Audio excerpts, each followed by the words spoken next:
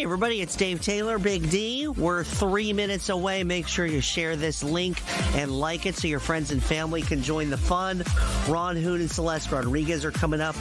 We've got Mark Cancian from the Center for Strategic and International Studies and one of the stars of the new movie Obsession. Don't miss a minute.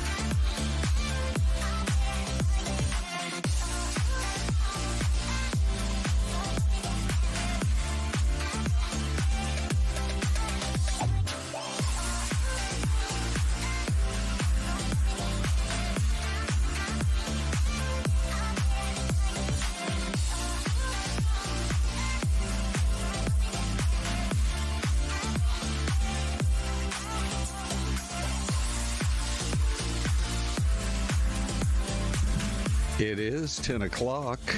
Oh, this is cool, Celeste. Are you hearing this echo? I am. I'm hearing an amazing echo. Echo. I wonder if it sounds this way on TV. Yeah, let us know in the chat. Now we know what we sound like, at least. We sound good twice. That's for sure. Hey, Big D, would you get an engineer over here? You know, it's amazing to me, Celeste. How can things change so much in 24? Oh, we got it solved. Wow. Okay. Good. I only hear myself once. Ask and you shall receive, my I wouldn't friend. mind hearing you twice. Oh, sweet. Thank you, let's get back to this big story. This is Fox 10 Talks, and holy cow. Have you seen the video yet of the roof collapse? Celeste, this is crazy, huh? Not only is it crazy, but when you see the video of the way this awning, this front portion of this strip mall in Phoenix, Arizona just collapsed, it gave no warning. No. And I mean, if somebody happened to be walking alongside that sidewalk, a woman we spoke with actually said that's a really good point. Her daughter walks that way towards a coffee shop. And had her daughter been there, it would have been catastrophic. Would have been. All right, we're going to get to that video for you in about a minute and a half here. But also, here is what else is coming up. If you're brand new, welcome aboard. We do this every morning at 10. It's just a little more casual approach to the news. And so also today, what's up with these long lines at this brand new French bakery that opened in downtown Gilbert this morning? Spectacular. This place, he's a Valley guy. Yeah. Went to France. Learned how to bake. Came back with an idea. And now his business is booming. I know. We love success stories. Plus, we have some new summer options starting this weekend up in northern Arizona. And who would be the better James Bond? You know, they're casting right now, Celeste. Oh, are they looking at you and Big D? I hope they are. We're going to try to settle this once and for all. Here's Big D for those of you who are brand new to the show. Hi, friends. Dave could be an excellent James Bond. There's no doubt about that. And he's got kind of a fancy new hairdo today. Do you see how he kind of like flipped it up in the front? If he puts a lot of that effort into it. Oh, a little more spiky, a little more kind of devil-may-care. Oh. I am already feeling the James Bond vibes. I think you're up against a competitor, Ron. You better believe I am. All right, let's get to this video here. We got a great show coming up for you over the course of this hour. And we are going to start with this one because watch how fast it happens. Here we go. Ready? This is from across the street. Watch. What was that? The cars are going by. It's not like slow-mo or time-lapse or anything. It looks to me like it happens in about 3 or 4 seconds. That is frightening, and it takes off pretty much half of the roof. This is incredible that no one was hurt. I know, and obviously the vehicles, you can see there's so much damage to those vehicles, but no one happened to be walking in or out of any of those businesses. Right. No one happened to be walking across the sidewalk, and no one happened to be inside their cars who were injured, at least. And it was the middle of the day. Yes. Crews rushed in to search the rubble. They have special search cameras and listening devices to make sure that nobody was trapped. So workers in the area, though, this is maybe the most interesting part of this. They do say there were some warning signs before it happened. Hang on, Anita. Oh, hold on. What is happening? And it sounded like so Anita is recording traffic for the weekend. Collapsing together. We just heard all right, like a so crash. Here we go. You're going to have a chance to hear. Sorry, but in our ears today, we have the funniest things going on. We started with an echo. Now we're hearing Anita recording something for a later show. Yeah. So, but this is live TV. Yeah, it is. So welcome to the show. It's a streaming show. We roll with it. Anyway, here is some of what was being said. You know, there were some concerns maybe that might have been bubbling up. I don't know in the days or hours beforehand, but here you go.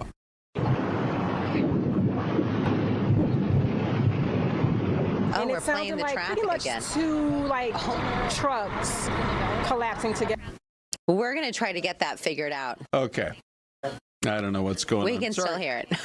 Apologies. On TV, are you hearing Anita right now? In our headphones. Let us know in the chat if you are hearing Anita record traffic for the weekend. Oh, that's what she's doing. Yes. So she's recording traffic. Oh my gosh, Halakita's back. Oh, this is great. So let's take a quick moment, Halakita. Ron. Yeah, let's. And let this breathe for one quick second. All right. So, who are some of our favorite engineers? I think they were just here like seconds ago. Marcos Keith, is one of the tops. Keith is outstanding. Kyle, I like Rashmeen. We got a lot of engineers, that's for sure. We do. But anyway, I guess as soon as Anita's done recording, we're going to get right back to this. We have been doing this show for 2 years. This has never happened before. Listen to Sean. Where the recordings are in our ears rather than what we're trying to do for you guys. Anyway. So this is a little funky. But I'll tell you what we can do. Oh, she's done. Okay. We go to Justin Lum. Justin's the great investigator here. What changed, Celeste, since yesterday morning? Okay, let me know when those guys are coming in. We'll get it all squared away. Oh, look at RLS Vids. They say no, they couldn't hear her. Anyways, no. Okay. So you guys are just listening to us. Like, what is happening? Yeah, so it's an internal problem. Yeah. Well, we're glad because we didn't want to freak you guys out there. So here's the bottom line. I don't know at home if you could actually hear the sound from what we were hearing out there at this particular location, which, by the way, was Cave Creek and Greenway Roads. And so, again, nobody was hurt, but the whole thing was just absolutely amazing. Well, I'll paraphrase for you the woman that we just showed, Ron, that we couldn't hear her interview. Really what she said was, here we go again. Oh, this is good. You guys, come here. Come on over. Come here. I'm This gonna is let live. you hear what's happening. Come on over, Marcos. Okay. Keith. So we're on the air. Keith, you can come over to me. Okay, here he is. Here's So the famous this is Marcos, and this is Keith. You can do it on. Why would we be? I think I know what's going on. Oh, look at this! Marcos. Okay. This is fantastic. This is perfect. We know you guys can't hear Anita. We can. Yeah. The engineers are on it. Yeah. But here's the deal. The woman that you just saw Yes. on television, it was her daughter who happened to be walking nearby, or she was normally on any given day she would be walking to the coffee station. That was right there where the awning came off and half the roof line. So fortunately, she wasn't injured or happened to be there at the time. Yeah, it really is quite incredible. Okay, so then we had this other story, Celeste, from this West Valley neighborhood. Yeah. To me, you know, our firefighters, they do such a good job in this city. They get out there fast. They do everything they can to knock down these fires. Did you hear about what happened overnight? 3 houses in one neighborhood caught fire. I mean, that alone seems really remarkable. So it's out in that Encanto, West Encanto and 35th Ave neighborhood. When firefighters arrived, there were already 2 houses on fire. And now that I think about it, it was a little bit windy last night. It was. And it has unfortunately been windy the last, several weeks, in fact. It's been quite interesting. If you're having allergies as well, it's probably all that pollen kind of flying through the air. Yeah. But kudos to the crews for working the scene on this one. 100%. And so it did spread to a 3rd house. And so what was being said about this? Crews got on scene and found a double house fire. We're having an issue During as that well, playing incident, sound those interviews flames for did you. extend to a 3rd house. But you can see the fire crews right there. Our firefighters did pull out 4 dogs. Tell us if and you a can couple hear this birds guy. From one of the houses. There are going to be a total of 11 people displaced, but our community assistance members are currently on the scene to tend to those families. When we get in, were you guys able to hear that interview from the firefighters? It sounds like they were. So here's the beauty. Good. Here's the beauty of the whole situation, Celeste. You can We hear. are the only 2 people who cannot hear what's going on. We're going to get it fixed. We got the crack engineers, the number 1 of the whole city, working on it right now. But let's talk about the bakery in Gilbert, please. This is the twilight. Anita's on again. Oh my gosh. Okay. Anita works very hard. She does. In this building. She's constantly doing something. raise my seat a little, Ron. Here's I'm what. not such a shrimp. Oh, good. Here's what it looked like when Danielle was out at this new, is it called Sable or Sabla? Bakery out there. It's very French. Sablé. Sablé. All right. Lines. I mean, so many people wanted to get out there. Let's go. Yeah, good morning. And this brand new bakery has local ties let us with know the if you can hear European Danielle twist pastries all the way from France, from a local kid, a Gilbert guy. Look at this. This line is huge, wrapped around the building, all just to get their hands on a sweet treat. Will Porter here, very cool stuff because you're a Gilbert local, right? Went to France, studied with the best, and now you're bringing the deliciousness right here to our local state here. Tell us about yourself. How'd you end up here? Well, I would say that the fact that I do pastry work and all of the bakery and boulangerie, it's really a total passion project for me. I don't have any family members that are professional cooks or professional pastry chefs. I never met anybody. It was just something I stumbled upon when I was maybe 19 or 20, and then it just clicked for me. I just started obsessively doing it every second of every day. Then eventually I said I wanted to go to school, so I studied in the south of France at one of the oldest pastry schools in the world. And then I moved to Paris and I worked with a bunch of very famous chefs for several years. The menu is very, very classic, very emblematic of a traditional French boulangerie. So we have a croissant with French butter imported from Lyon, and then we have 100% French flour in everything that's baked on the menu, 100%. I think it's every chef's dream to have a line of hungry people waiting to eat their food. So it's time to stop questioning and just cook. Yeah. All right. Oh, man, I'm telling you that. By the way, Danielle's not back in the building yet, Celeste, but I'm hoping she brought a pastry or 2. Oh, yeah, either that or he stole her. My goodness, that young man. Okay, so I did a little research I did a little research on him because I thought I always like to know when we have these new bakeries in town, especially when they say they've been to France. And so he's only 23, I believe. Is that right? And so when he said he was 19, 20, he went ahead to France and worked with some of the world's most famous pastry chefs to create these goodies. Okay, so it looks like it's Sable when you see the sign as you're driving to downtown Gilbert, but it's pronounced Sable. And those are the breadcrumbs that come from the pastry. Okay, now this is going to be really interesting. We are going to attempt to do a Zoom interview in 2 minutes here, but we can't hear anything. We'll keep our fingers crossed. What does the future hold for Taiwan after all these warnings from China? We'll be right back.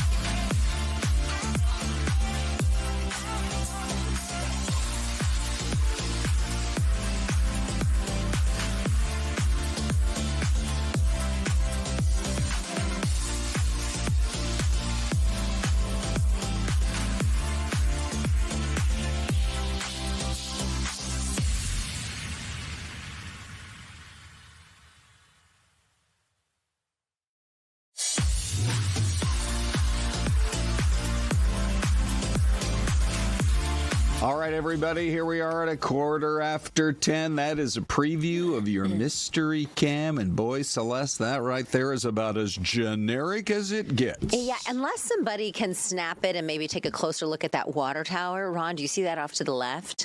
Oh, yeah. I don't know if it's a water tower or what is happening. And then what's behind it, like a refinery or something? Maybe. I don't know. By the way, Celeste, I can hear you in one ear now. Oh, we one are ear. 50% of the way there. Oh, wow. How about, can you hear me now, I can too? hear you. Okay. I can hear you in 2 ears. I don't want to hear us anymore. I want to hear Mark. Mark Cancian is going to join us right now. Look, we got this all set up just in the last couple hours because he's with the Center for Strategic and International Studies. We were looking around for an expert to kind of walk us through everything that's been going on. Front and center, Celeste, is what can we make out of what happened in the last 48 hours in China? The leaders of the two biggest economies in the world met.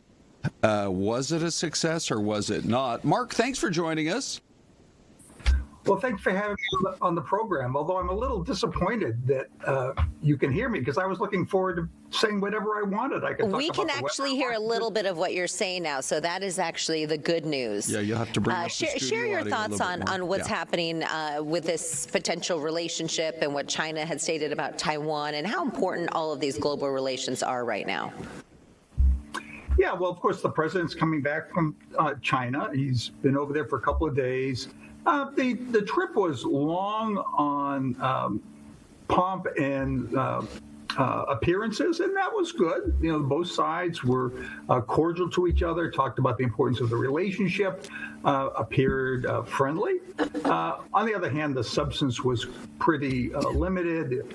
Of course, the president had brought over a dozen heads of companies, and they did some business there, but probably less than people were expected. So the substance part was probably a little disappointing, but the tone was really quite positive.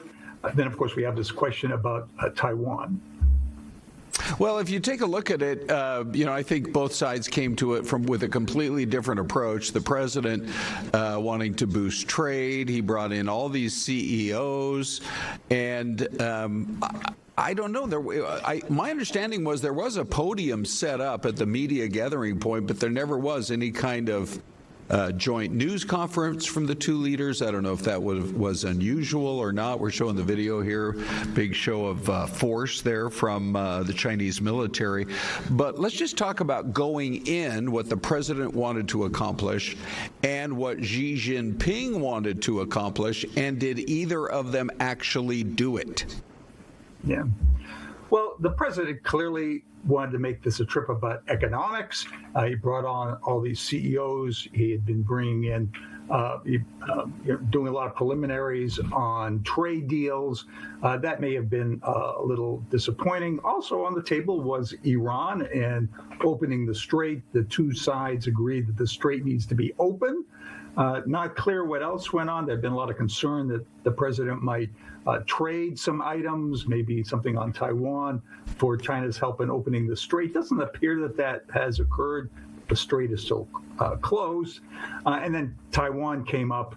The Chinese pushed that pretty hard. They were really restating their existing position, which is that Taiwan is part of China, and they intend to have unification at some point, but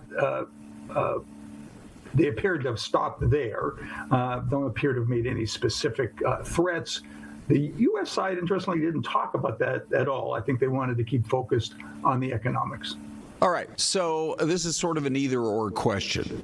But when it comes to the statements right out of the chute, that very first meeting, and it continued on over the course of the 2 days regarding basically like hands off on Taiwan, do you think that Xi Jinping was doing that because he thinks that President Trump is too unpredictable, and maybe he and other world leaders were surprised, if not shocked, that we actually started a war there with Iran?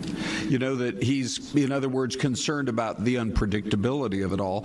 Or do you think he's analyzed it and said, the U.S. has got themselves into a quagmire. Right now would be an excellent time for us to kind of force our hand on Taiwan?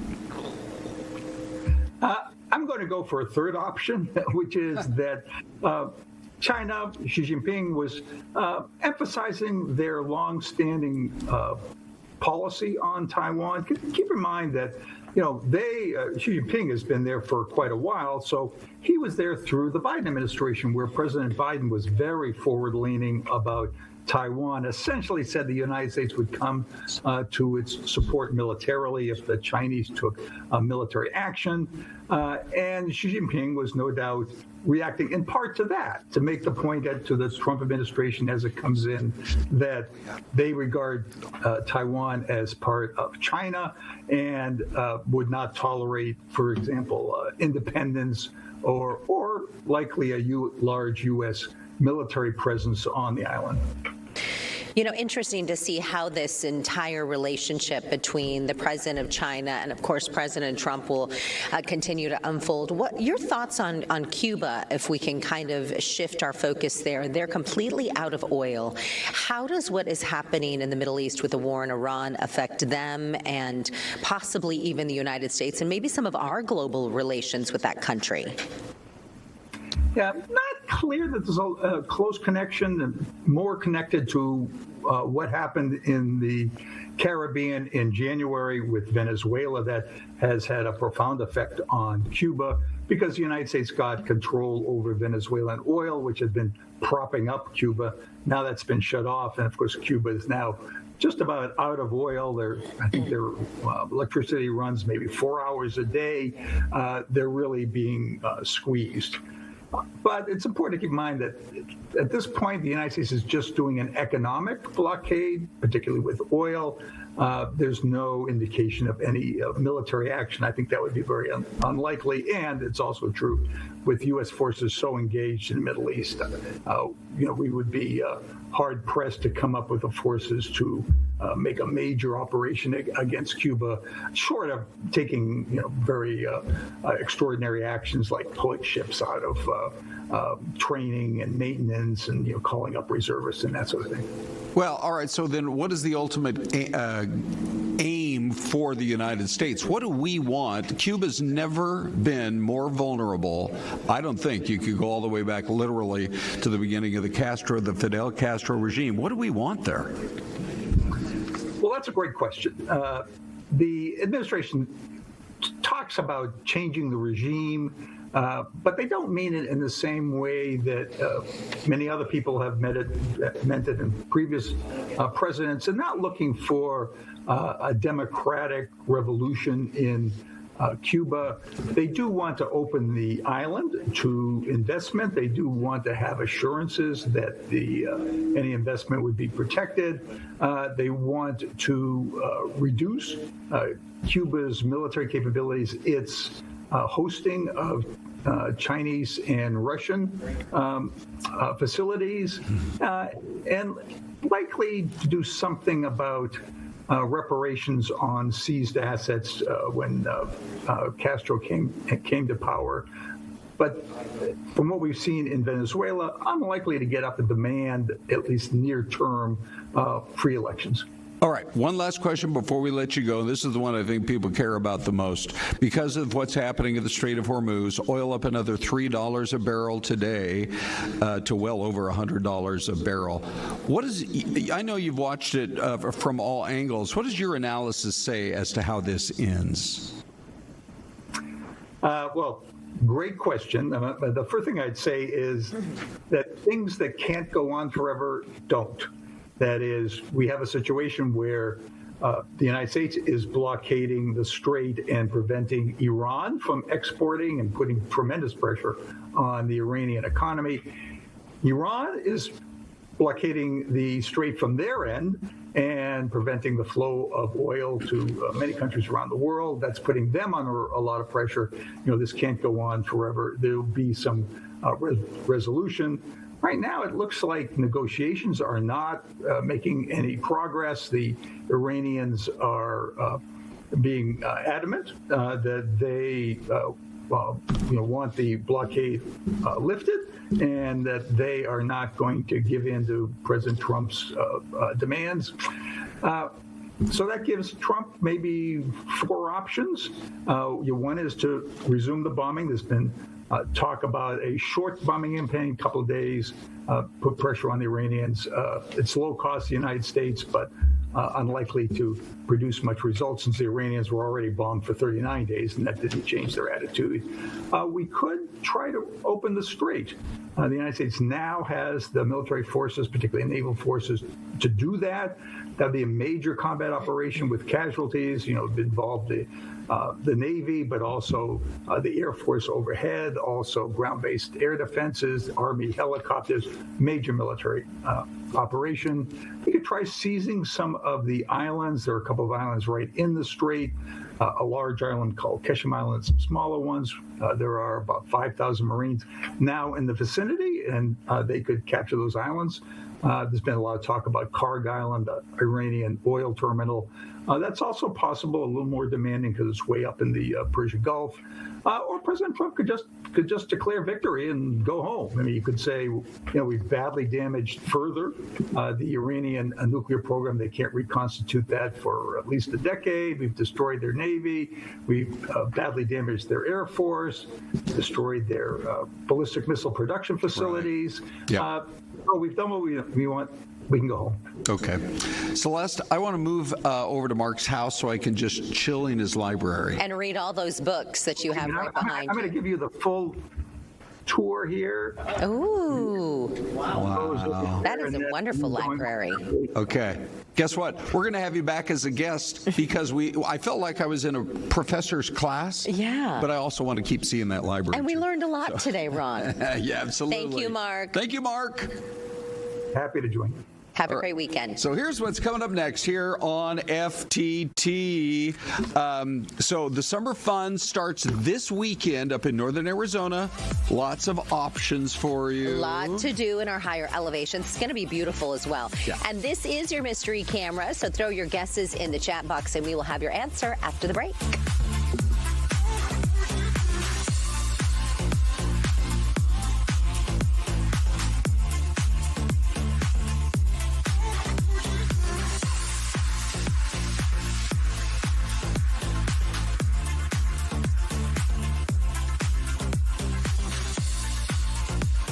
Here we go. Yeah, test with me. Oh, we got Testing. Oh, it was a button on the board. Yeah, it's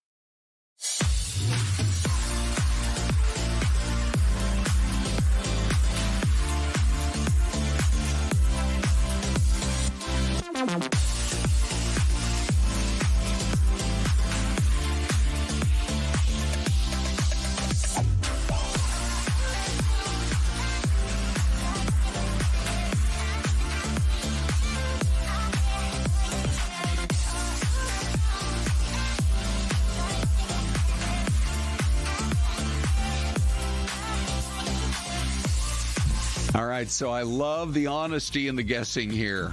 For example, Deborah says, I have no clue.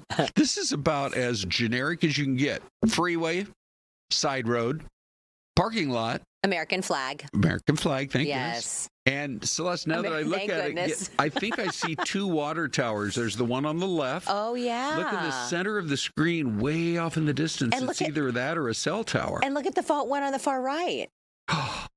These people have all the water they need. And I think Thomas Favela also has a great answer. He says banana nut and pineapple coconut. There you go. Darla says Ohio or Illinois. Oh, Brandon brother. is like, you know what? This could be almost any town in Texas. It could. That actually is a really good guess. Think of how flat it is in Texas. That's a good I'm going to go point. Nebraska just because we've never, I don't know. Good for you, When's the last Celeste. time we had a Nebraska? Yeah, that's a great question. Ron, what are you going to go with? I guess I'm going to go back to Texas with Brandon. Okay, Texas. There we go.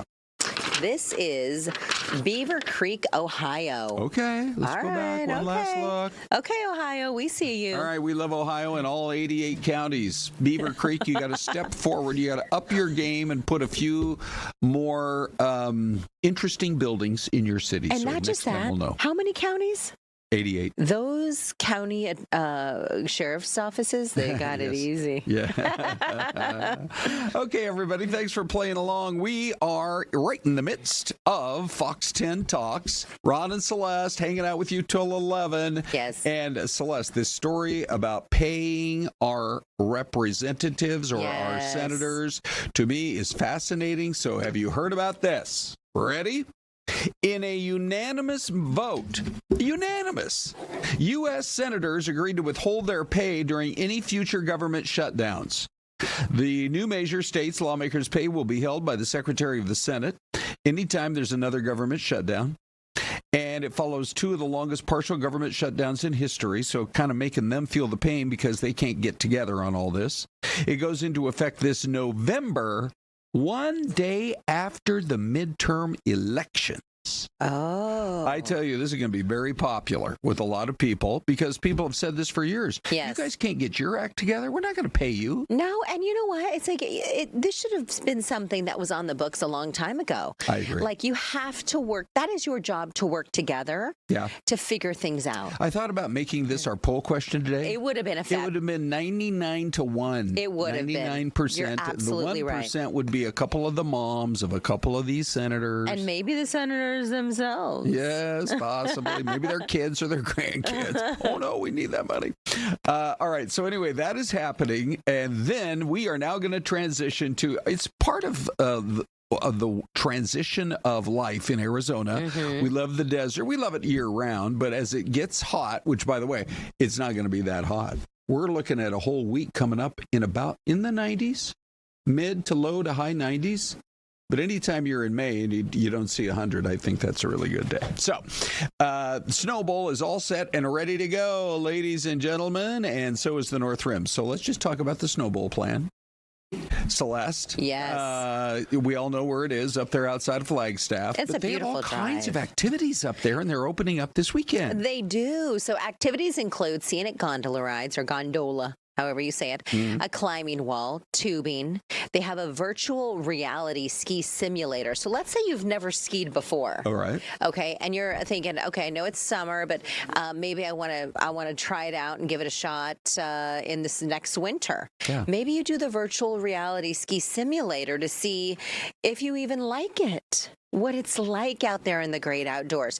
This right here is one of the most beautiful shots. Once you get up there on the gondola and you just are taking that ride down, it is just absolutely beautiful. And 12,000 feet in elevation, that's where you get off the gondola at the top and make the turn. So it's good to have layers because it might get a little chilly. If you had to pick a spot that you love to go anywhere in northern Arizona, that's from so east to hard. west, does one spot just kind of stand out for you? I'm probably going to have to go either with like the White Mountains. Okay. There's so many, even like around Lee's Ferry. I'm going to go with one of my all-time favorite hikes. Yeah. It's called the Horton Creek Trail. So you go to Payson, you hang a right at the McDonald's, you go out to about Coles Ranch, you take a left and go up to a little parking lot there. And the thing about it is... Oh, wait, is there a campground at the base? Oh, we've camped in that campground. Oh, that's so great. There's a creek. But it's year-round because the water gushes out of a mountain spring somewhere. If you go the whole 4 miles, which the first 3 are easy, and that last mile, I mean, you're zigzagging all the way up. You get a good workout. Yeah. And you get up there, and there's this waterfall that goes 365 days a year. Even in the drought, it gushes out water from an underground spring. And it's just to be able to walk along the little creek and everything, hear the babbling of the creek. Yeah, we actually hiked that. Our Kalina, she was little though. She was a toddler. Oh, yes? And then she was still wearing a diaper. And she looked at me, Mama, poo-poo. Oh, no. Okay, so we had to turn around and go back to the campsite. You do. You pack it in, you pack it out, That's Celeste. right. That's right. Okay. We wanted to make sure that we were very respectful to Mother Nature, but that is a beautiful spot. And the hiking, the camping spot, is right there at the base of the trail. Sure. Yeah, it's there's really some cool. Great campgrounds. And then we fished at the fish hatchery. There you in go. Payson. Yeah. And they let you keep the fish, and then you can take it back, and we cooked it up for dinner. Oh, it's so great. Yeah. Okay, so all of that is going on, but we're all waiting for the new James Bond movie to come out, but they're just casting now. Oh. Ready? So Amazon, they bought the franchise, and which made a lot of people mad, I guess. Yeah. But it's not like it's not going to star Jeff Bezos, so we can all chill. Just a little. Not yet. Amazon is in the process right now of casting the new James Bond. Fans have been patiently waiting, Celeste. Not a year. It's been 5 years. Has it really? I was really shocked about that. So just doing the math on that, 2001? Who's the OG 007? Oh, Sean Connery. Sean Connery. Oh, Sean And then Connery. after Sean, it was Oh, they had Roger Moore. Daniel. Daniel Craig. Is the current guy. He is the Silver Fox when it comes to There you go. 007. Yeah. But Sean Connery was good too. Do you know how many movies there have been in this franchise? This is mind-boggling. Give me a guess. So they started it about 60 years ago, and every few years another one comes out. Okay. About, what would you think? How many franchises? I'll give you a hint. How many movies? How many movies? Yeah. I'm going to say like 35. That's about right, 26. Oh, really? Yeah. In 60 years, so that's about one. That's a lot. 2 or 3 years. But people love 007. Yeah. Well, and that he actually, I think, invented the tight suit, like the skinny suit. He always was wearing the skinny suit. It goes back to the 60s when it was first in vogue. Yeah. I think you're right about that. And then it kind of stretches. You got a couple of skinny suits too. I do, Celeste, but by the way, we have these, we're just going retro for a minute here. Daniel Craig, to me, I'm going to put him at number 2 next to this man, Sean Connery. Oh, my goodness. Oh, yeah. Oh, yes. The OG. So we have some of those highlights. I mean, it was always, oh, wow. Did you see Christopher Walken a long time ago? Oh, look at that. This is great. We have all these old clips. We should watch an OG one this weekend. You know what I mean? Yeah, I know. It's true. James always got the girl. Did you notice that? Yeah. Yeah. So here's always the question. Got the girl. If they are casting right now, who do you think would be the best James Bond? Well, between who? Well, Celeste, the two manly men on this show. Stand by 1 second. We decided. You know what we decided to do? Let's ask AI. Oh, that's a good idea. Are you on board with these photos of us, by the way? Yeah, I kind of like them. We're kind of like, hey, whatever. Okay. Yeah, I don't know. You got me.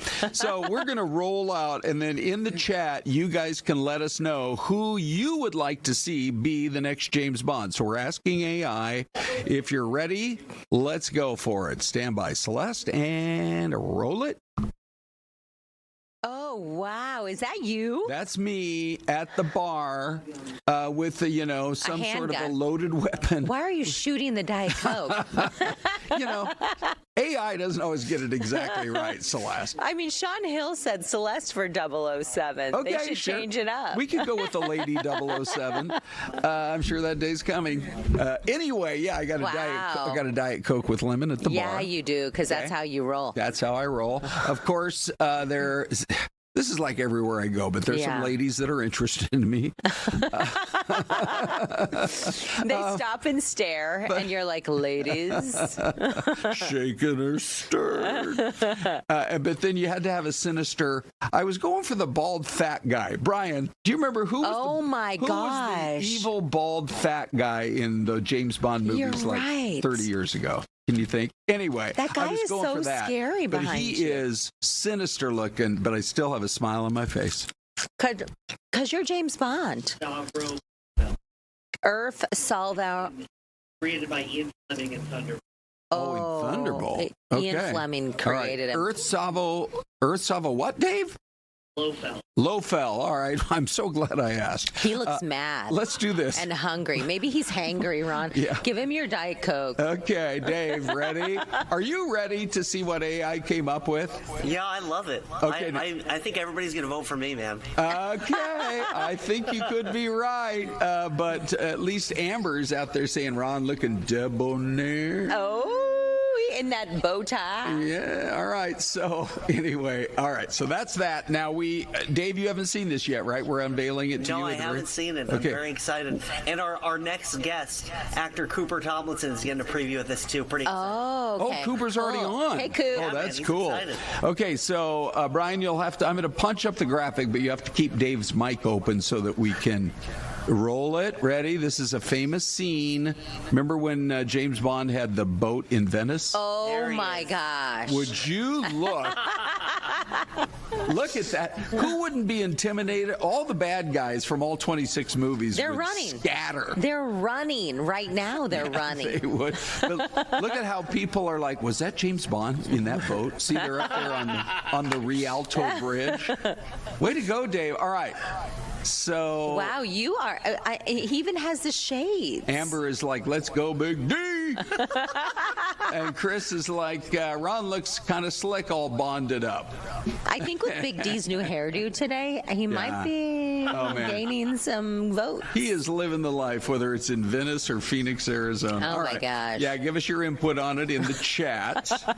And we're actually going to talk to a movie star next, Celeste. All right, let's do it. Yeah, everybody's buzzing about the new movie Obsession, so that's coming up as well. But first, a quick break. That was hilarious.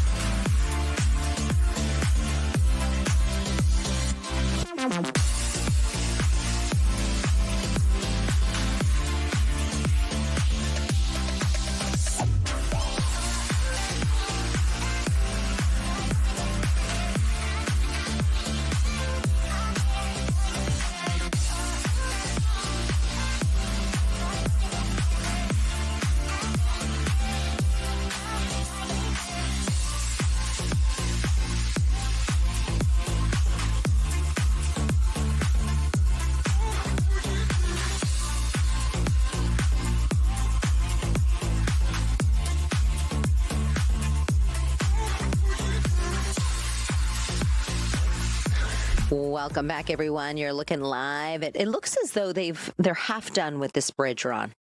Yeah. And so you got some cars still working on it, but the top portion of this bridge, they're just kind of working on it.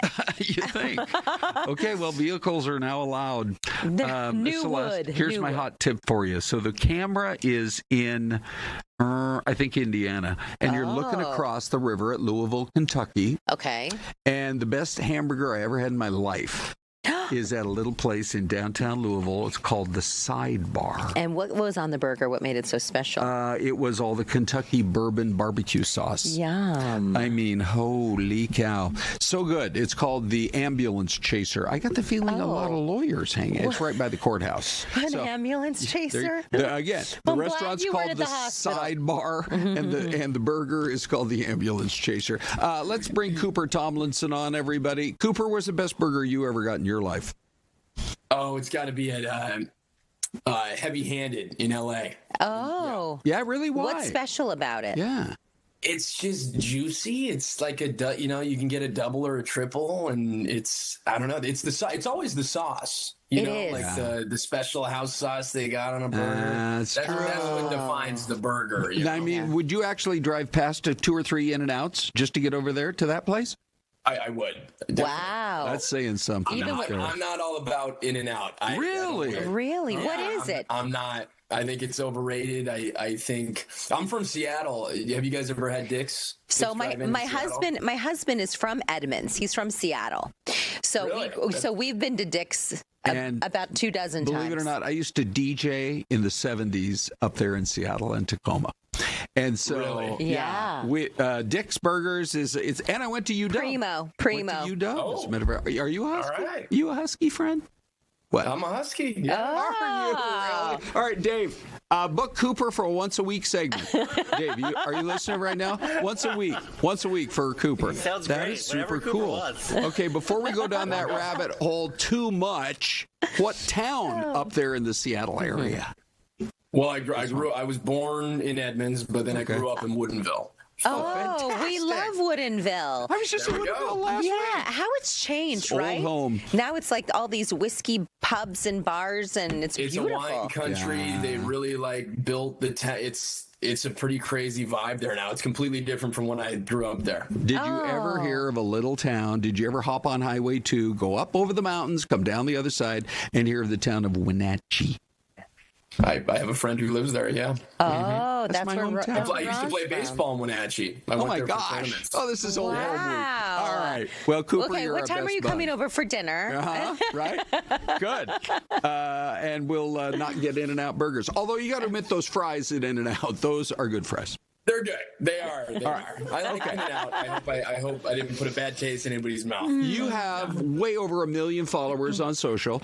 We thought it would be fun to start this interview with a little clip of you and Mr. Barker. Some of these sketches you do get hundreds of thousands of likes, but it's going to lead into our interview. So if you're ready, here we go. I'm ready. Okay.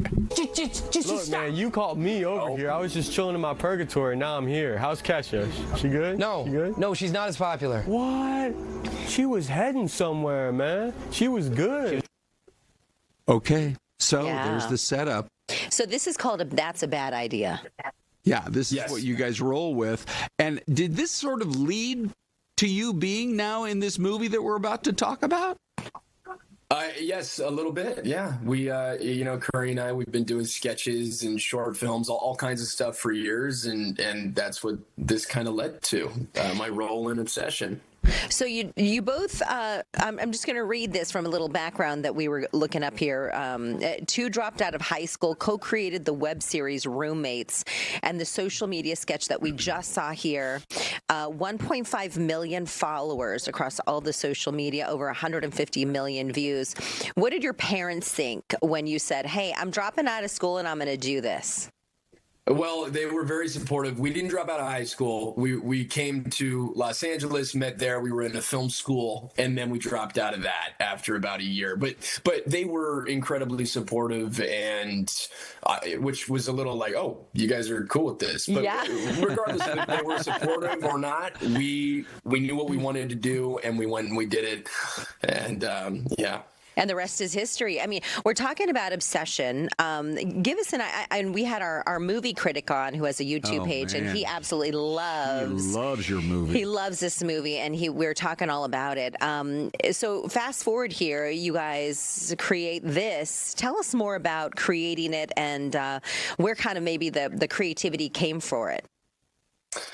Curry just had this really cool concept for a wish gone wrong and wrote the script, and we developed this movie where, when we shot the thing all over North Hollywood, it really felt like we were just shooting this little, we've been doing this for 8 years, and we'd shoot these movies for no money. And, we got a little behind this one, and we were able to just make it. But it felt like we were just shooting a sketch, or it felt like we were shooting our $800 milk and cereal found footage movie. So to see it get to where it is right now is just incredible. Okay, but you guys, you're funny online, but this is like if you put one word in front of this movie, it would not be funny. It would be scary. It's unsettling. I think a lot of people will have fun if you go to the theater. It's better with the crowd. I think you'll have a lot more laughs. I never know how the audience is going to react. I went and saw it last night with some friends in a public theater, and everybody was just going crazy for it. A little bit of background. You see this poster. So the background on the movie is the plot. The guy gets to make a wish, right? And he wishes for what? He wishes that his best friend or his coworker would fall in love with him. And then that's when it gets ugly. And she does? Yeah. At first, everything's great. It's true love for about 5 minutes. For a couple minutes, and then he realizes this is real, and you got to be a little more specific for what you wish for, I guess, and be careful what you wish for is the whole thing. This is great. We cannot wait to watch it. I mean, how many stars does Zach give on his movie reviews, Celeste? 20 billion. Yeah, it's like 20 billion stars. All right. Hey, this has been fun, Cooper. Come hang out with us again sometime. Yeah, we're gonna have to call you. I'd love to. We'll talk about Dix and Ivers, and we'll talk about the good stuff happening in Seattle too. Yeah, we will. Yeah. All right. I love that. Well, thanks for having me, guys. Best of luck in the future. Thank you. We'll check out your flick. Thank you. Okay, so it's called, one more time, Obsession. And again, Zach. Ron, I'm sure you know that well. Yeah. When a woman is obsessed with you, oh my God, and then it gets ugly. I'm sure it's still happening. I get a little uncomfortable even here sometimes. Anyway, let's do this before we wrap up. Yes. Our poll question on TV is always so fun. I'm just going to pop it up here because I just felt like it was a great poll question. Best era of music. And the 50s got a few votes, the 60s got a few votes, but man, oh man, Celeste, it was the 70s or the 80s. Yeah. That's what it was all about. Well, here's the thing. The 80s are winning right now with 44%. Yep. The 70s, though, you had the Eagles, Fleetwood Mac, the Bee Gees, the Commodores, Elton John, Led Zeppelin. Oh my gosh, Led Zeppelin, great band. I'm going to vote 70s, although I know a lot of you are going with the 80s. Are you? Okay. Yeah. So let's go back to that era for just a moment. If you're ready, I don't know which picture is going to pop up first here or not, if it's you or me, but I said, hey, look, if we're going back, a lot of people end up loving the era of the music that they kind of were like teenagers and into their 20s kind of a thing. Ready? Here we go. So I don't think I've ever put that pic on the show before, but this was where Renee and I were at like a county fair somewhere. My gosh, and I'm Ron. back in those days, they had these photo booths. That hairdo is back in. Is it? Yeah. I was and trying you to and pull off Renee the have Andy the same Gibb. hair, actually. But now it looks great. So here's what's kind of amazing about the whole thing is with AI, I said, we have that, it's like a framed picture, but the years, as you can tell, have blotched it up. And so I said, hey, AI, will you just kind of clean it up a little bit? Wait till you see this, Celeste. Ready? Here's the... Wow. That's what it actually looked like back in the 70s, and here's what it looks like now. Ron, anyway, AI is amazing that way. Oh my gosh, and your chain, is that a gold chain? You better believe it's Celeste. 18 carats. Yeah, probably.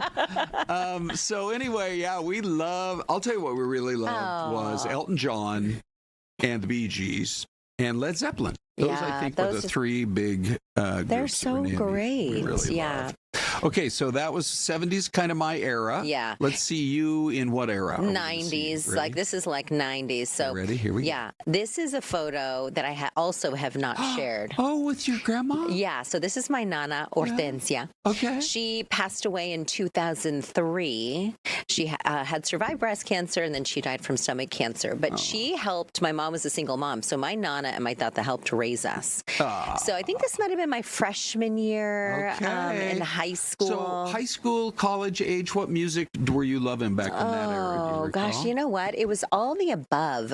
I've told you this before, I think, but I spent a lot of weekends at like my Tia's and Theo's house, and so we would play oldies like the Shirelles. Ooh, like she would have old vinyl. That was from your aunt? From my aunt. Okay. And then I had another aunt who my Thea married. She's probably watching right now. She loved Neil Diamond. So we would listen to Neil Diamond over the years growing up. So there was a couple of different genres, I guess, Isn't it funny? There's 250, 300 million people in our country, and everybody knows when you get to that one part of the song, it goes, bum, bum, bum. Yes, everybody. Everybody in America Don't ask me knows where that. my eyebrows went, though, because I still haven't found them. Celeste, hey, before we say goodbye, we always love to recap Celeste's story of the day, which to me was, this is unbelievable. This is a driver who thought he could get away with driving in the HOV lane. CHP, they're like, dude, you are so lame. How do you think we're going to fall for this? What a bozo. I mean, at least put some funny nose and glasses on the guy. You know what? Glasses would have been brilliant. You're right. I mean, that would have been at least, but this right here doesn't have a face. I know. So anyway, he got the fine. I know. Because that was a very lame attempt. Just don't go into the diamond lane. Don't try. I've seen these motorcycle officers. They cruise along and they look right in your window. They're right up next to you. They'll know. I almost think that if you try to evade someone like this, Ron, yes, you should actually be charged an extra fee. Right. Yes. All right. Thank you all for watching, by the way, this week on TV, online, on YouTube. We love you, Ron and I so appreciate it. Have a great weekend. And guess what? I'm back with Ron at 11:30, everyone. Ty and Anita are next.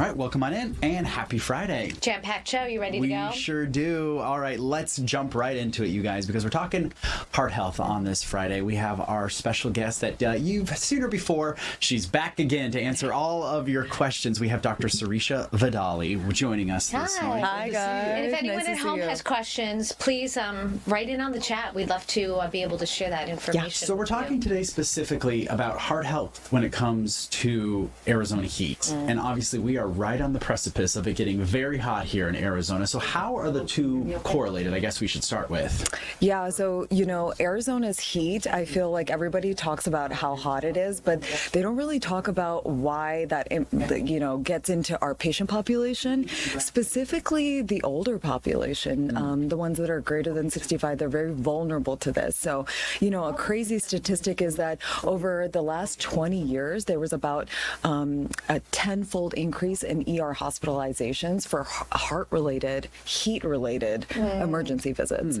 So we've been seeing that over the past couple of years, but there's data to suggest that. So break that down for us, and what do you mean by heart-related and heat-related? Yeah, good.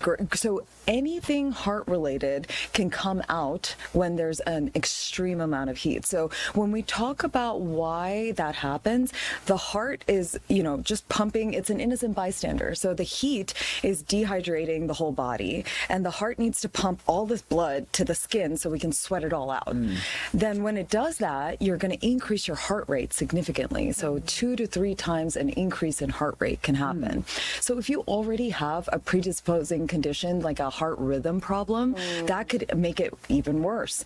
The second thing is it dilates your blood vessels. So when it dilates your blood vessels, that's a normal thing, that you want that to happen so that you can sweat everything out, but that lowers your blood pressure. So when everybody's talking about how they feel like they're about to faint or they're getting dizzy, it's because all the blood vessels throughout the body are being dilated, your blood pressure's getting low. You can imagine if someone's already on blood pressure medication, that's putting even more lower blood pressure onto them. So what are some ways to kind of combat that? I mean, if people are prone to that, can they feel maybe stuff starting to come on before it gets to a point where you have to call 911? Or is that a dumb question? No, for sure. I mean, I think definitely if you're feeling any kind of chest pain, shortness of breath, you did pass out or you're feeling like you're about to pass out, you probably need to get checked out. But the warning signs are really knowing that you're not sweating. So you look at yourself when you're outside in the heat and you're not sweating. But how is that different than dehydration? Because I've been out with perfectly healthy photographers on the scene who say, well, I'm drinking a lot of water, but I'm not sweating, and I don't have to go to the bathroom.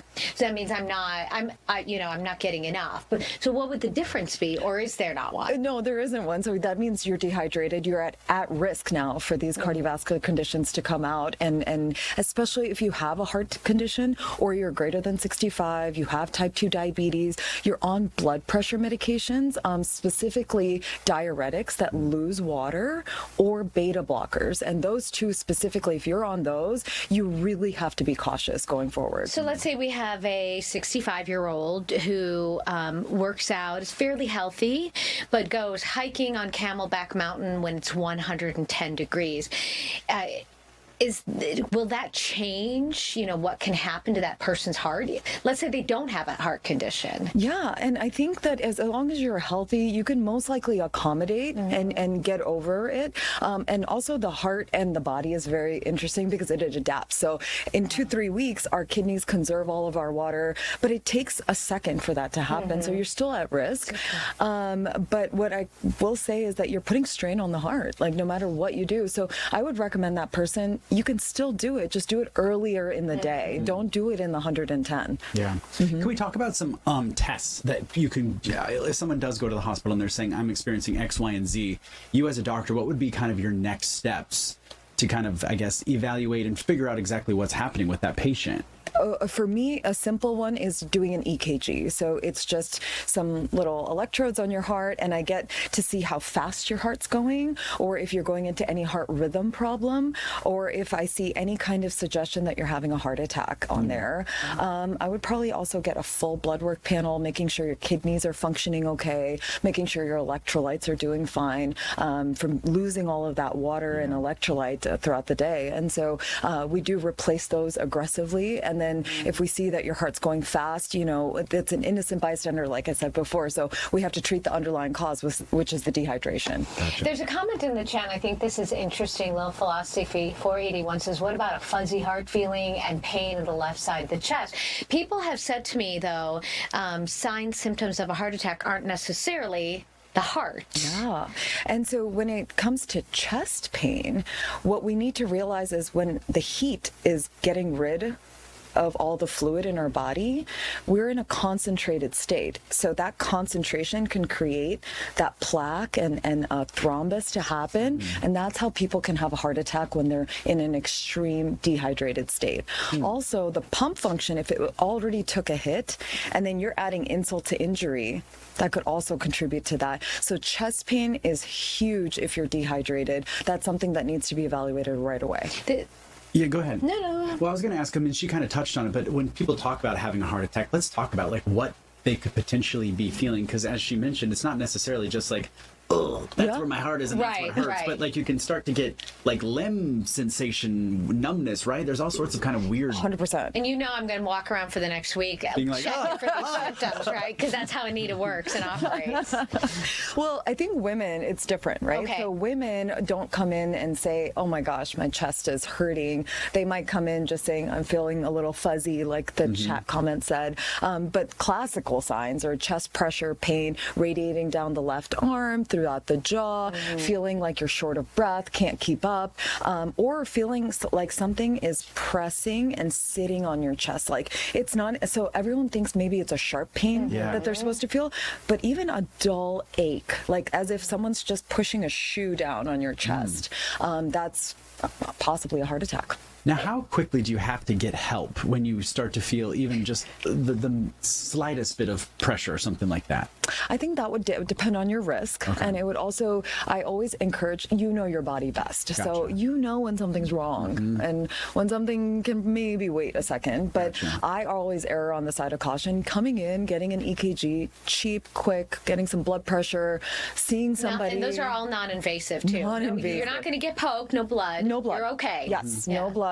If we are worried, we do have to probably draw some tests and from a lab standpoint, but really getting that EKG, blood pressure, getting someone to just lay eyes on you if you're really concerned, it's not a bad idea, but I would say advocate for yourself because your body and when something's wrong. Yeah. Are there signs or symptoms that heat stroke or exhaustion will bring on that would maybe mimic a heart attack and make you think, uh-oh, this is not good? And then you maybe you're out just walking and you start feeling a few things. Do you panic or do you just say, okay, this is the heat, or do you go into call 911? Yeah, and so I think if it leads to you feeling so faint that you're about to pass out, you need to call somebody. Okay. But if you feel like, okay, whoa, okay, I need to just sit down for a second. You drink some water. You feel like that water really did kind of help you a little bit. Like maybe that was just a little bit what you needed. Then I would say go home, go into a cool place. And then if you don't have high blood pressure, you can probably give yourself a little bit of electrolytes in order to replenish that water a little bit better. And if you feel better after that, you probably don't need to go in. If you're doing all these things, you've cooled down, you still feel it, probably best to come in. Yeah. I always I'm with you. Always err on the side of caution. I like to call my doctor a lot. She'll probably be sick of me. I Google all the symptoms. No, and then that's I not obsess. good. Oh gosh, we talked about that last time, remember? No Googling. Don't AI it. Don't Google I try not to. I try not to. Because then it takes you down a rabbit hole. Man, yeah. I got my lab results from my last blood test, and I've been Googling nonstop. Oh, yeah? Yeah. Take it to a professional. I'm going today. You have me now, so you can always send it over. Okay, girl, I'm going to call it. Stand by. How do people get a hold of you for more info? Yeah, so they can go to Honor Health Atria Heart website to get more information about that. And then, I do a lot of education on my Instagram at Vadali MD as well. Okay. Well, we'll see you next month. So thank you. Good topic. Bye. Thanks, guys. Have a great one. Yeah. We are going to switch gears to talk about something I think a lot of people are going to be fascinated about. I'm already fascinated about this. So it was last week. Let me find the article real quick because I want to read this to you because it was President Trump unveiled some new information, basically talking about, and I want to make sure I get the wording of this correct. We don't call them UFOs anymore. No. UAPs, unidentified anomalous phenomenon. So we are going to be joined by Avi here this morning to break this all down for us. Good morning, Avi. How are you?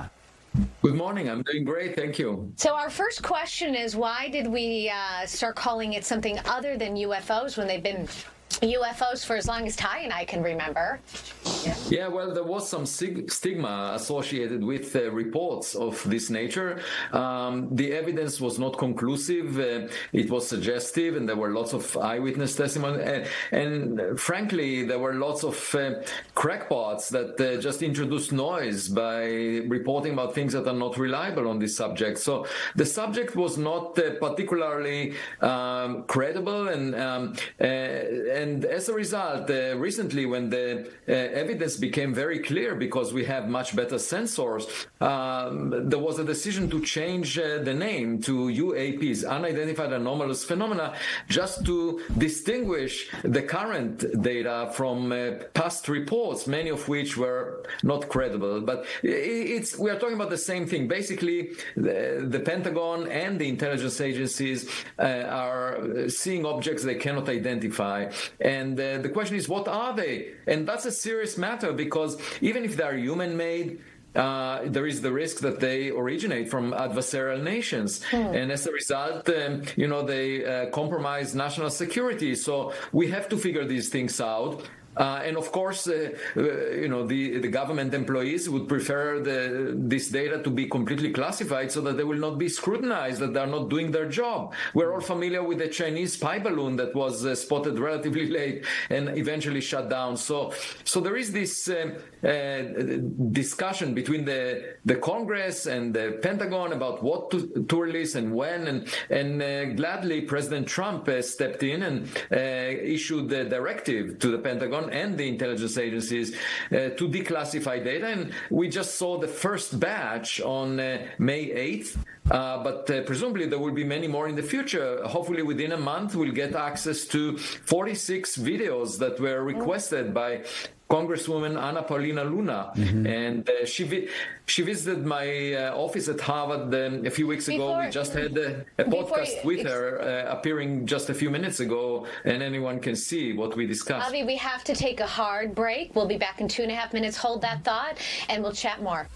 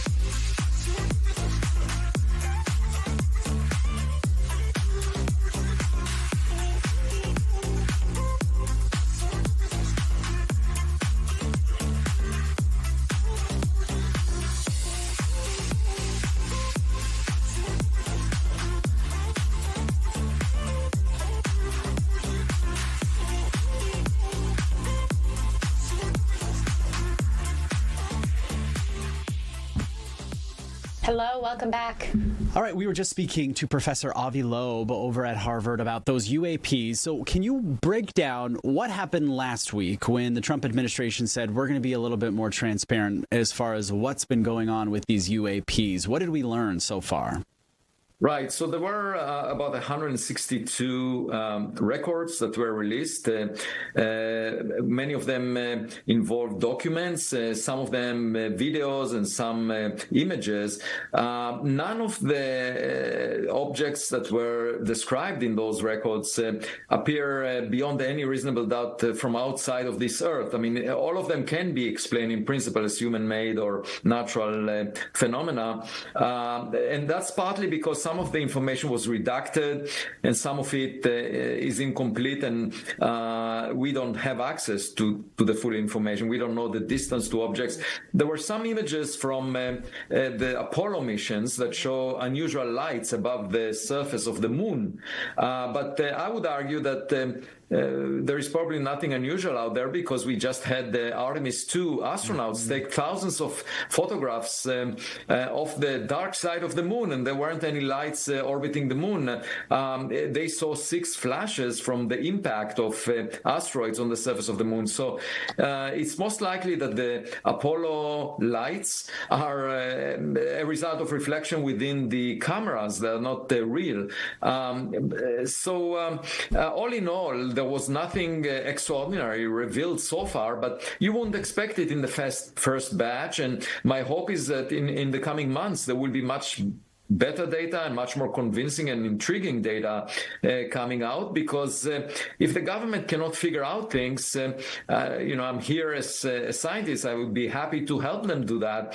And of course, we can wait for those records to be released, but we can also look up and see if there are any unusual objects. And this is something I'm doing with the Galileo project that I'm leading. We have observatories monitoring millions of objects and trying to see if any of them might be an outlier.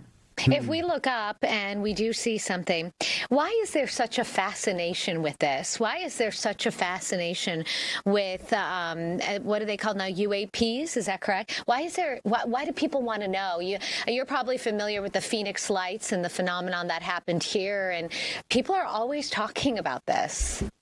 Right. Well, whenever we see something unusual that we don't expect, it might represent some new knowledge that we could acquire about. And in this case, of course, is the fundamental question: are we alone? It's the most romantic question in science. Do we have a partner on our cosmic street? Is there someone else out there? And of course, if there is, and if they happen to visit us, or the technological probes are visiting us, then that has huge implications for the future of humanity, because, first of all, it means that we might not be the most accomplished species. We are not at the top of the food chain because they arrived at our backyard before we arrived at their backyard.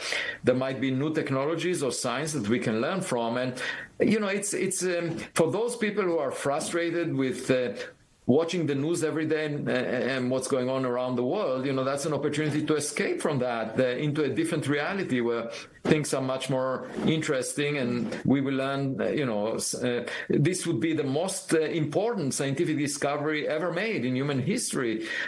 So that's the fascination. And of course, we are all familiar with science fiction movies, but my view is that nature is far more imaginative than script writers in Hollywood. In fact, I spoke with Steven Spielberg, who has a movie coming out next month called Disclosure Day. It's all about these UAPs, and the question is, what are they, and what the information does the government has? And he told me that if I discover any direct evidence for those for aliens, then he should be the first to know about it. He wanted me to tell him. Incredible. Make sure you tell us first, though. Thank you so much. I hope we revisit this conversation. He can be the first call. Let us be the second, okay? Okay. Thank you. Fascinating. Thank you so much. We'll talk to you soon. All right, so are you a believer? Well, let's read these comments because I think that they're very interesting.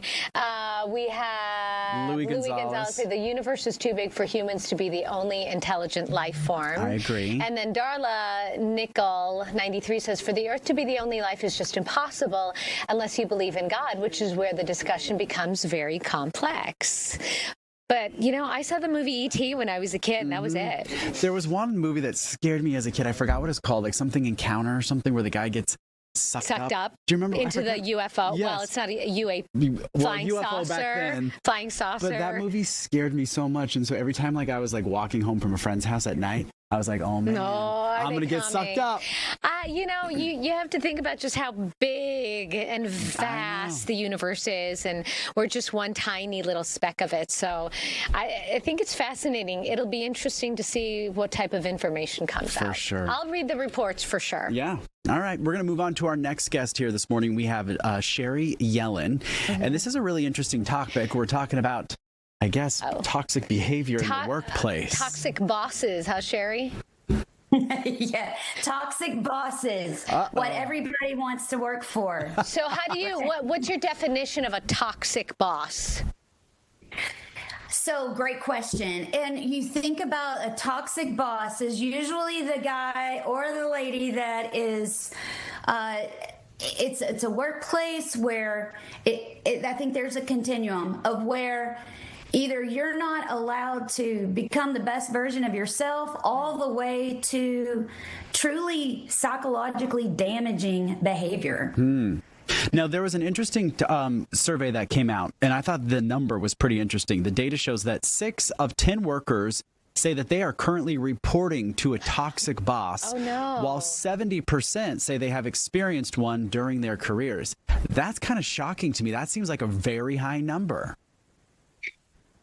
Well, it's not shocking, really. And I will say that most of the time, maybe not most of the time, but many of the times, it isn't that person, that boss, gets up in the morning to deliberately be nefarious or evil to people. Oftentimes, it's truly a lack of awareness. Either they were really good in their technical skills and someone thought that would automatically translate to leadership skills, or they are modeling the boss that they had. And so, if they've not been given that feedback, sometimes it really does come down to a lack of awareness. So give us some examples, maybe like 3 examples of what a toxic boss would do to various employees throughout the day. So let's say you're in a meeting and you share an idea, and somewhere on that continuum, a toxic boss could simply dismiss the idea or go all the way to saying that's an idiotic idea. We've literally had situations where bosses, cuss out their employees or call them idiots or some kind of humiliating, degrading statement. So meetings definitely could show up there, especially when frustrations get high, stress is high. If they're not self-regulating and self-managing, sometimes we see more of that. We've seen it in the operating room when physicians throw equipment at employees. We've seen that.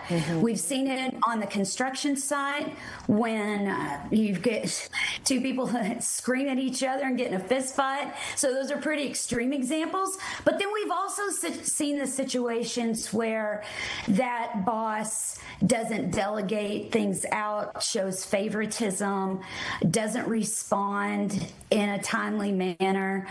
And so it can be more subtle, and sometimes it's really extreme examples.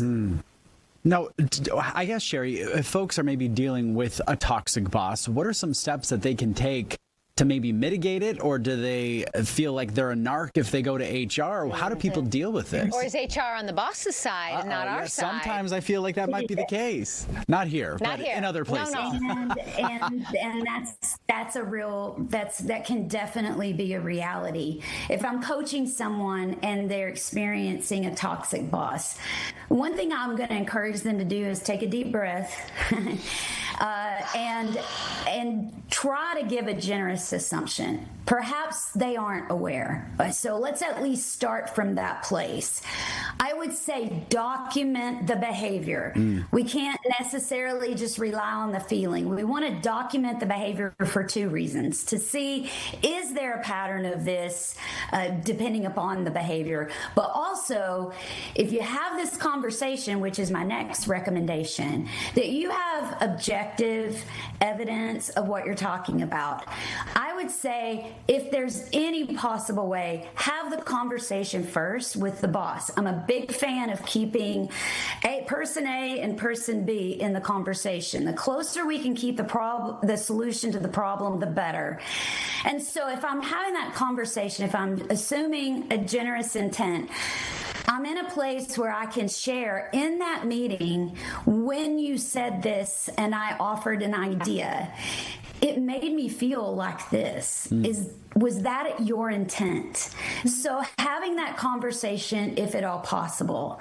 Certainly you do have resources like HR that you can utilize. And then the last thing I would say if I'm coaching someone is, you got to really think about what is the healthiest environment for you, and are there steps that you need to take to find another place to work?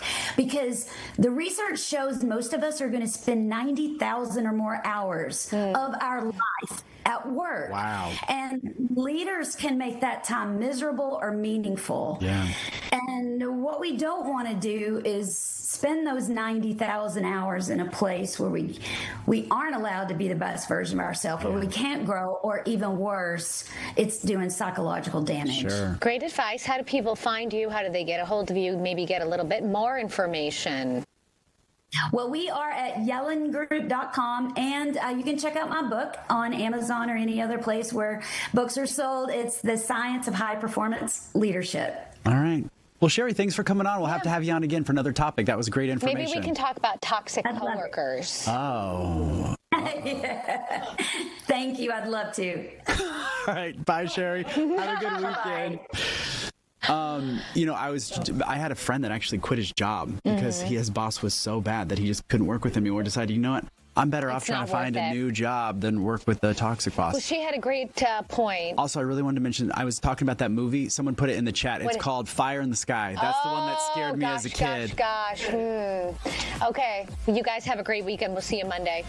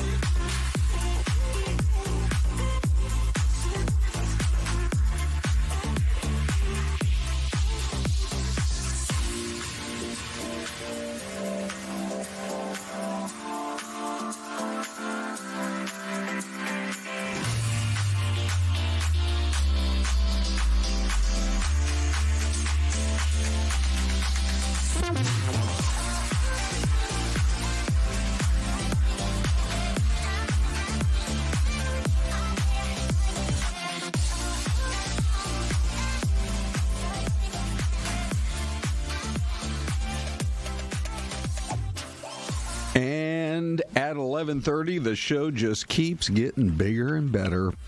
It's Ron and Celeste hanging out with you. Des off today. And Celeste, I don't know if you happen to, well, of course you noticed because you were on the air at the time. Yeah. Did you notice that beautiful sunrise in Gilbert, Arizona? Yes. Let's just relive this for a moment. It had the water tower. There it is. Isn't it amazing how Gilbert's come a long way? Oh, yeah. You know what I think everybody wants to hang out in downtown Gilbert. What are there, like 25 restaurants, I bet you, Oh my to gosh. choose from down there? Yeah. It's incredible. You could do like a few little, maybe you stop by Postino, Uh-huh. Barrio. Now, look at this. You're thinking this is like movie quality. That's Tom Fergus with our drone. Yeah, he's a drone pilot Yeah, now. a little drone that he carries Did you around know us? he's called a drone pilot? Oh, is that It's right? like additional title. No, do we have to give him like a more of a formal You should see Captain Fergus? the business card that he carries around. You should see it. It's crazy. Well, the whole reason we were out in Gilbert, Arizona today is that there was a new bakery called Celeste schooled me on this. Sablé. She obviously speaks multiple languages. Sablé is French for sable. Sable. I think. Yeah. Let's show everybody what it looked like out there. Look at these lines. Oh, my It's goodness. just a little spot there, Celeste, but I guess the word was out, and when we showed up before it opened, I think they opened at 8 a.m., and they had all the delicious pastries all set and ready to go. Look at these patient people just standing in line, wanting to get a chance. And chef out there, I think you said he was like in his mid-20s or something. 23. 23 years old. Okay, so I was checking him out on Instagram. Oh, okay. Do you It's go to called Sable? Sablé _ boulangerie. Oh, boulangerie. Yes. What's a boulangerie? And so his name's Will Porter. Okay. And he actually did a video on April 23rd. It's got 95,000 likes. And I think 40.1 thousand people have shared it as well on his behalf. whiz, really? So the deal is 23 years old. I think he's from the Valley. Okay, yeah. And he grew up here. And he said at 19 years old, I want to be a pastry chef. So he went to the south of France, went to this school, and then went to Paris and worked with some of the best pastry chefs in the world. Yeah. And they just look amazing. What he's holding right there, that's actually flan, like a custard. He specifically said it's like a Mexican flan within the pastry, and it's just they're almost too beautiful to eat, but that's not going to stop me. No, for sure. And did you determine if he's a single gentleman, Celeste? That was your big question last hour. I mean, I was thinking, I just DM'd him. I'm wondering. Yeah. I mean, maybe he needs. I don't think he needs my help. No, if he you're has happily married, but you can set him up with somebody. If he's got a line like this outside of his bakery, I don't think he's going to have a lot of trouble. It just occurred to me that most of the people that we hang around with on the morning show are happily married. There were times that we felt like we had to, set people up on dates. Yeah, but not anymore. Nope. No. Once again, we divert. We're just trying to talk about a bakery.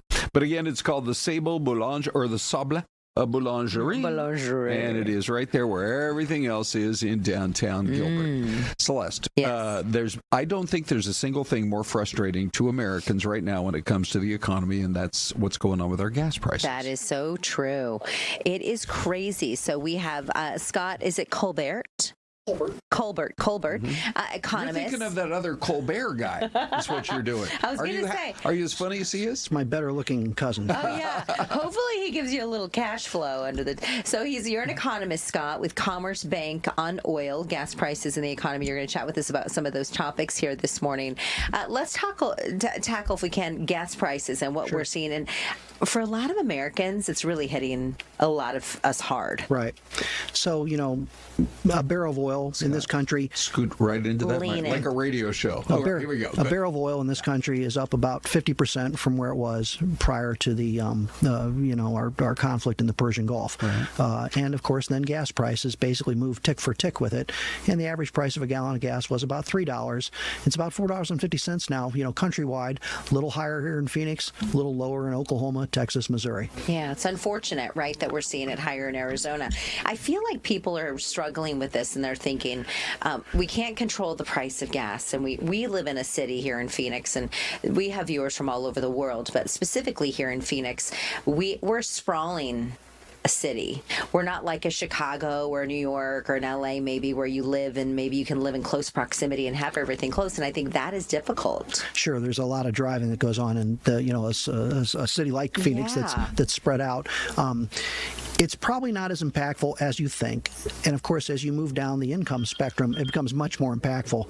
But the average household, the median household, actually only spends about 6% of their budget on energy in total, about 3% on gas. Okay. But this is then, if it was 3%, now it's 4.5%. Right. And so we've seen consumers cut back in other areas, but largely they're saving less money. The savings rate has moved from 5% of your income down to 4%. So about 2/3 of this is being made up basically by just less savings. What would you say are going to be the long-term impacts if this lasts for months longer? I think a lot of people looked at it and like, well, if this goes for a month or two, we can kind of trudge our way through it, but it's starting to feel like it could drag on for a while. How would that have a different impact on us versus if it had already come and gone? So if energy prices stay elevated like they are today for an entire year, typically you lose about 0.1% of GDP for every 10% increase in the price of oil. Average price of oil last year was $65 a barrel. Let's pretend it's 90 plus this year, right? Okay. So that's a 50% increase. That'll cost us 0.5% of economic growth. We were very fortunate, though, to go into this, I'll call it the energy price smackdown, with a full head of steam. Economic activity, nominal growth was about 6%. That compares to normally 4.5% since the turn of the century. And our elevation, the real economic growth, was 2.7%. That compares to 2.2%. So if our economy was an airplane, it was flying about 33% faster than it normally flies, and it was flying 20% higher. So it went in with a lot of momentum, and that's how we're working through this and absorbing this, basically this energy pushback relatively easily so far, but it will grow and it will wear on us the longer this stays elevated. What about, you mentioned obviously the oil, that can impact grocery prices as well when you think of fueling up big rigs to transport the goods. How much of our spending on average, from what we take home, is on groceries? Yeah, about 10 to 11% is spent on food. So you always hear the Federal Reserve wanting to X food and energy out of their CPI basket. They don't think they can control the price of food. They know they can't control the price of oil by changing interest rates, but we spend about 11% of our household budget on food. Half of that, since I hear it's restaurant week here in Phoenix, half of it at the Boulanger, and about half of it at the grocery store. So we equally split it. Now, it didn't used to be. We still spend a lot more on groceries, but today we like to go out to eat. Yeah. So what about our position in the world? Because I know pretty much right from the day President Trump got into office, he was like, drill, baby, drill. We are going to increase our capacity of both oil and refined product and natural gas. Yes. Has that been happening, and is that what is helping us, even though it's painful, at least not have those, what we see the pictures of the miles-long gas lines in places like the Philippines and other places around the world? Yeah, it's hard to believe, but we actually produce about 24 million barrels of oil a day in this country. We consume about 22 million barrels of oil. The planet consumes 100 million barrels of oil a day. We're down about 15 million barrels because of the closure of the Gulf. So that's the big problem. We suddenly have 15% less supply, and of course we're eating into the cushion, the inventories that we had, and as we eat through that, the price keeps creeping up. But fortunately, in this country at least, we do produce as much oil as we consume. 20 years ago, we produced 5 million gallons. So this drill, baby, drill, basically it's technology and the invention of fracking that's giving us this access to extra energy out of Texas and Oklahoma. So try to explain this to us then. If we make as much as we actually use, why are we seeing prices go up so crazy? You would think that, is it capitalism? Is it people's fear, the company's fear? It's the first question I get all the time, and it's simply this. Exxon is not mandated to sell us their oil. Chevron, Oxy Petroleum, not mandated. If Japan needs the oil, if China needs the oil, they can sell it to them at whatever the market price is. So it's a global commodity in that sense. And China needs the oil, Japan needs the oil, they're the ones driving the price up. And while it's easiest to sell the oil here because then you don't have to transport it, we're going to pay every bit as much as anybody else will pay. Is there a way to, I'm sorry, Ron, is there a way to create legislation that says in times of war or in times of, economic hardship, here in the country, that these companies would be forced to sell to Americans first? Yeah, absolutely. The legislature could do that. The energy companies wouldn't like that very much. And then the next person would worry about, let's say chips right now, right? Everybody wants chips. Mm-hmm. And what if we mandated that we only sell chips to us? Well, the NVIDIAs of the world aren't going to like that. So, it's a slippery slope you go down. But during World War II, we mandated General Motors turn those auto assembly lines into tank lines, and Ford to move from selling, whatever a Ford was in 1940 to airplanes. So, we've done it before. Have you been able to analyze sort of the political ramifications of what happens in our country, especially it's an election year, on any kind of a chart that also charts what's going on with gas prices? Yeah, well, there's no doubt that the consumer is pretty upset about gas prices. It's why the University of Michigan Consumer Survey is at an all-time low. They're upset with politics. They're upset with the economy. They're upset with their job outlook. And they're upset with inflation. In general, I think everybody knows that during a midterm election, the people in charge normally get thrown out on a relative basis. And I don't think there's any doubt that the Democrats are going to likely take control of the House. That's almost a certainty. The real question that most people have is, will they also grab the Senate in this because people are so upset? If you look at the betting markets now, and there are several of them out there that you can bet these, it's better than a 50% proposition that the Republican Party actually loses both the Senate and the House. Well, we're glad you're in town with Commerce Bank out of St. Louis and speaking to a group today. Thanks for sharing your wisdom with us. Thank you, Scott. Yeah, appreciate it. Okay, time for a break. Celeste, coming up next here on AZAM's 11 o'clock hour. We have it's Arizona Restaurant Week. Yeah. And we have one of the top chefs in town. They're walking the food over right now, Ron. Delicious options for you. Holy cannoli. But how about this? Go ahead and give us your guesses for the mystery cam. We'll be back in 2 minutes.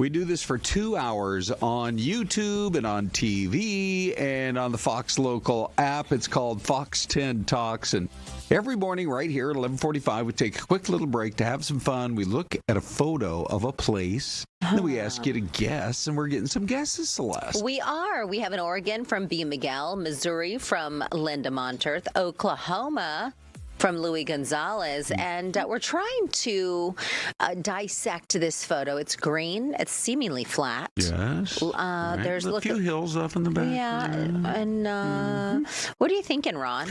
I am thinking I like Linda's guess today of Missouri. Okay. I think. How about you? I'm going to go with like a Nebraska. You know what's so funny is Linda is in Safford, and Louis, who's right next to her in the guest category there, is in Thatcher. They're like 5 minutes apart from each other, right? Or wait, is Linda in Thatcher and Louis from Pima? That's how it is. Anyway, out there in the big Tri-Cities area, as we like to call it. Okay. And they always have great guesses. It could be either Missouri or Oklahoma, but I think I'm going to go ahead and go Missouri. Or it could be 48 other states. You know It what could I mean? be, yeah. Okay, here is your mystery camera answer on this Friday, and Ready? it is Jacksonville, Alabama. Oh, is that right? Jacksonville. There's a Jacksonville in Alabama. Yeah, I guess it does so. look very southern, doesn't it? Yeah, it does. The portico there and everything else. Yeah, for sure. Okay, so we did want to talk just a little bit about some progress in the firefighting efforts here before we get to our guests. And it's encouraging, I think, Celeste, because when the fire first broke out up there in Wickenburg, a lot of folks didn't see what the damage was that was left behind. We have a lot of lives that were impacted by this. It didn't even burn 100 acres, but because of where it started and the flames just tore through this particular RV park. And so they had to close the 60 in both directions. Crews have been out there doing everything from chainsawing to strengthening the containment line.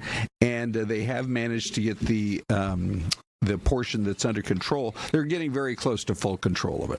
You know, when they shut the freeway down there, the US 60, right where it connects with Carefree Highway, that's where they shut it down. Yeah. And it was really heartbreaking. This thing blew through so fast earlier this week in the afternoon hours. Yeah. It has been windy here in Arizona, and on those particular days, it was very, very hot.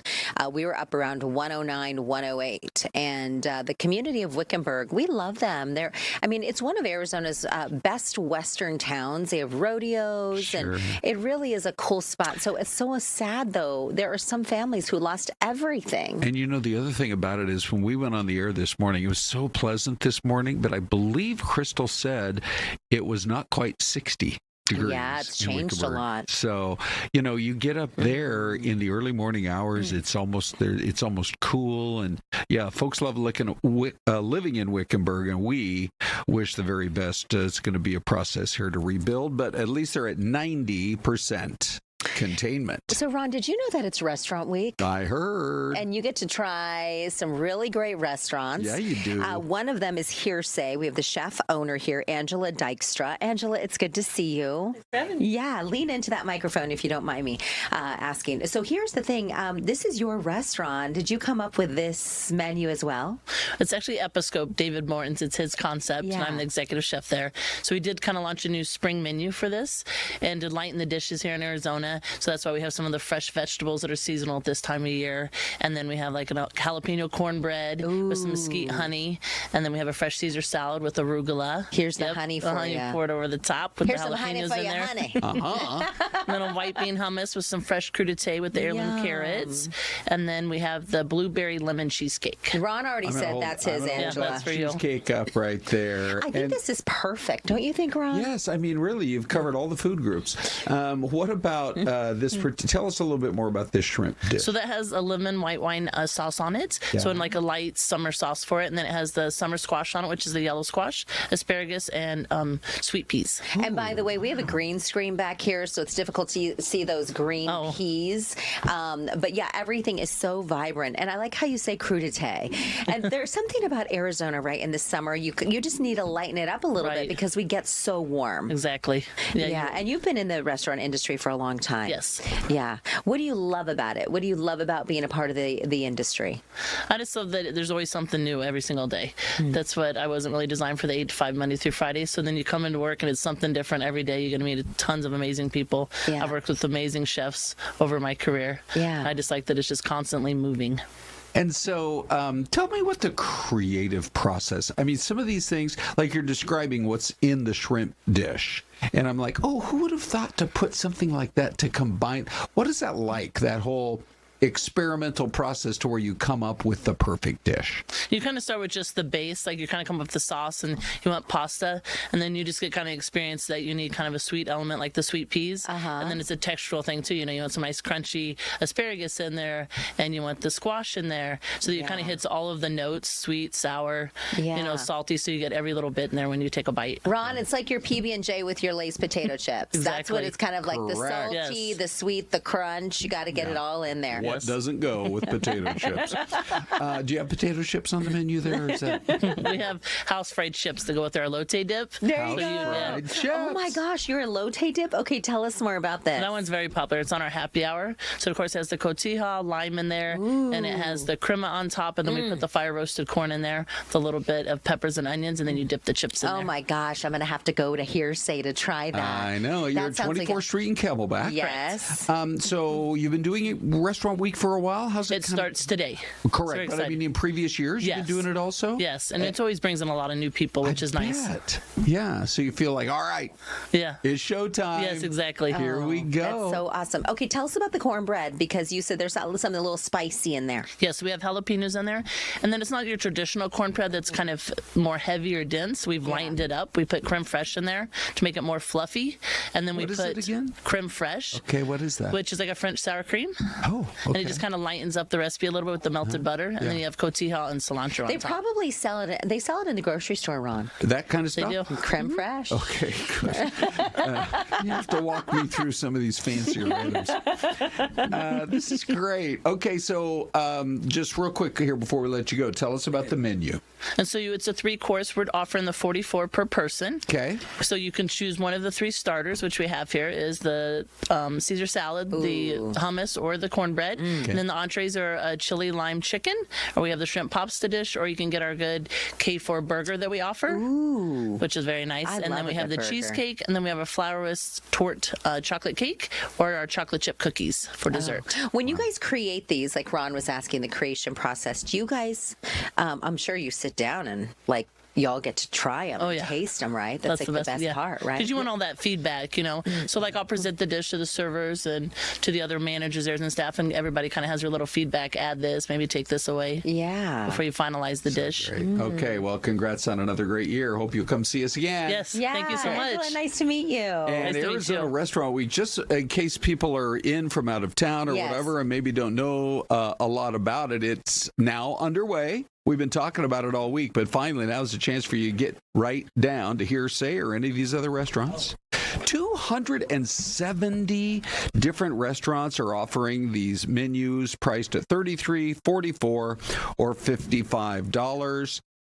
And the 10-day event, really, it's just a way to encourage people to maybe go try a couple of additional restaurants that you haven't tried before. Yeah. Celeste, this week we tried to go West Valley, East Valley, and central part of the city. I think we've done a really good job of covering. Oh my gosh, we really have. And Arizona really has become kind of this restaurant mecca. We have so many different options. We have a very good friend who is from Seattle, but they lived in New York. He was in the fashion industry. Now he's in Jupiter, Florida. Okay. And they were out visiting, he and his wife. And they said, we cannot believe what it is like living in Phoenix. There are so many different options when it comes to restaurants. Well, there's 270 that are just part of Arizona Restaurant Week alone. I know, and they have these special menus. Yeah. Ron, I mean, what was your favorite thing on that that she brought out. Honestly, that shrimp salad looked incredible. I know it really Right? did. Yeah, the crudité. The crudité. Just that's what I next time the kids ask me for something, I'm going to say, I'm making a crudité. Okay. And they're going to be like, what's that? I'm like, veggies and hummus. They're going to be like, didn't you hear what the Hooner was saying? Hey, by the way, the Cardinals schedule for 2026 is finally out. Mm-hmm. And right now, it doesn't look like any of our games are going to be like the national game of the week, which is fine. We have to prove ourselves. We got a new coach, got a new running back. We're going to have a new quarterback. I mean, it's a fresh look for the Cardinals. There is a lot of excitement. But here are just a few of the games. We're going to start at the Chargers. And then this is interesting to me, Celeste.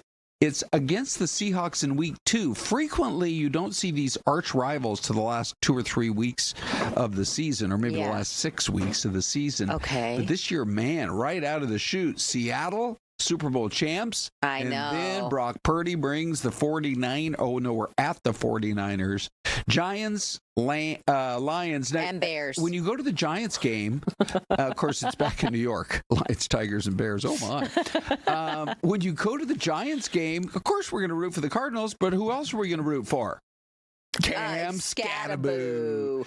So, hopefully he's healthy and he's back. Yeah. He is the most explosive, fun player to watch. Oh, he is just a bowling ball. He really is. Crashing through everybody. I'm also excited to see, Ron, if we ever are able to get John Gruden on this show, I would love to have him here. Yeah, wouldn't he be a hoot? I love his. Have you seen his show? Oh, yeah. So good. But is it called the Fired Coaches Club? I think it's called QB1 or something like that. Oh, that one. It used to have a thing called the Fired Coaches Club. Oh, he did. He's so funny. But it would be cool to have him on and go, okay, let's talk about who could be QB1 for the Cardinals. Okay, yeah, because sure. I think right now that's up in the air. By the way, then we get the Seahawks and the Rams. We get them out of the way by about Thanksgiving, and we close the season with the Niners. But kind of fun. The New York Jets are coming to town, and the Philadelphia Eagles, two of the biggest followed football programs, even though the Eagles have been great for years and the Jets have